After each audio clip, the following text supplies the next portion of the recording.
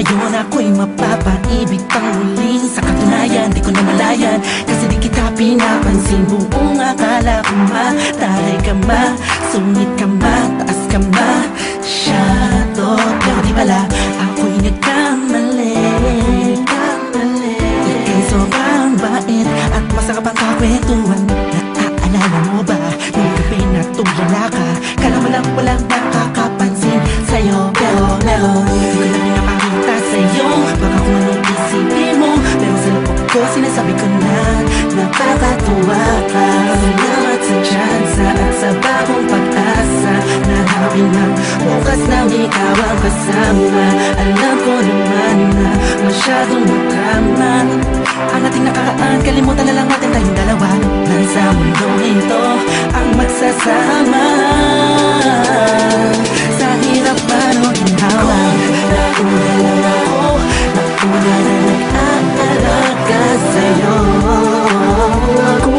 Nauna lang ako, naunang nakapasok sa puso mo. Salamat, Shane, hiner mo. At tibala mo, Justin, kasi nag-vance. Salamat at ang puso ko ay binisita mo, mahal. Ako'y walang kabaliwalang mapaibig sa pag-aari na ng iba. O dahil lang umibig sa ganon ay pagkakamali na di ko napuna nung sandaling piling ko pa siya. Tinatama ang mali sa lahat ng mga mata, kahit mukha kong tanga, pero ang eksena ay nagbago. Na ikaw ay dumating, nagising na muling ibalik ang dating pagkatao ko na umiibig ng tapat at tunay. Kontento sa isa, nagiging matamis ang lahat ng sakin na para sa iyo. Nagiging espesyal ang simple. Salamat sa bagong pag-asa na hinatid ng iyong mga ngitian. Sa pinang mga mata ko'y nakatuunan sa iyo, taglay ang pagmamahal kong ito. Una-una lang ako, sanang hinanap ka, di na sana nahulila pa at umasa sa katulad niya. Una-una lang ako, sana sa kanyang lumayo, tayong dalawa'y matagal na sanang nagtagpo.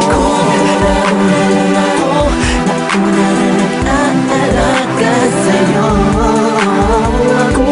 Nauna lang ako, naunang nakapasok sa puso mo.